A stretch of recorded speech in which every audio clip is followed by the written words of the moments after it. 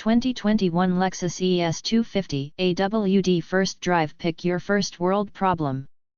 All-wheel drive is great, but you'll be giving up the V6. Looking at the 2021 Lexus ES sedan, one couldn't be faulted for thinking it unchanged from the previous model year. There is a significant new element, however, with Lexus offering an all-wheel drive ES for the first time. The ES 250 AWD is a bone tossed to customers living in the snow belt, many of whom find the confidence of all-wheel drive an easier investment than a set of snow tires for their front drive vehicle. With our first drive of the new AWD model, we'd have the opportunity to take it on a long trip to northern Michigan and, as luck would have it, a terrific storm was headed our way, complete with snow and bone-chilling temperatures. Aside from pushing lateral grip and balance to its limits on a racetrack and, really, who tracks their ES? It seemed the perfect opportunity to test the ES lineup's newest improvement. The new feature comes with a caveat, though, which could be a deal-breaker for fans of the ES 350's 3.5-liter V6. All-wheel drive can only be had in the also new for 2021 ES 250 designation, which indicates the sedan's naturally aspirated, 2.5-liter four-cylinder engine. Unlike the i4 in the ES 300HH standing for hybrid, the 250S mill doesn't come linked to any electric motors. The engine and drivetrain go hand in hand. You can only get all-wheel drive with the i4, and you can only get the non-hybrid 4 with all-wheel drive. Interestingly enough, the ES 250 AWD costs exactly as much as the V6-powered ES 350 in each of its trim levels. Both start at $41,025, and go up from there. If all that sounds familiar, perhaps it's because the mechanically related Toyota Avalon has the same price and drivetrain situation going on.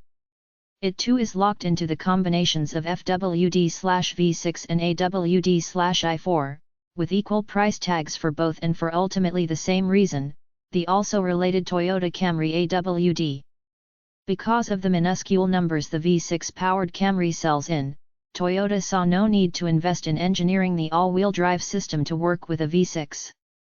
And since the lower volume Avalon and Lexus ES are really only getting AWD because it can be essentially pulled off a shelf and plugged into the TNGA platform shared by all three, well, that's how you end up with this unusual ES 350 and ES 250 AWD situation. So what do the two extra driven wheels actually cost? Your soul? No, but close, depending on your priorities. Opting for AWD rather than the V6 forgoes 99 horsepower and 83 pound-feet of torque, as the ES 250 AWD offers 203 HP and 184 lb-ft, as opposed to the 350's 302 HP and 267 lb-ft. The ES 250's output falls below that of the ES 300H, with its 215 total horsepower. The 250 is also the slowest to 60 miles per hour, at 8.6 seconds compared to 6.6 for the V6 and 8.1 for the hybrid. AWD isn't the only thing you gain in trade from the sacrifice, though the other consolation prize is nearly negligible. The ES 250 is rated at 25 mpg city, 34 highway, and 28 combined. Compared to the ES 350's 22/32/26 mpg rating, you'd have to put a lot of miles on your ES before you'd likely notice the fuel savings impact on your bank account.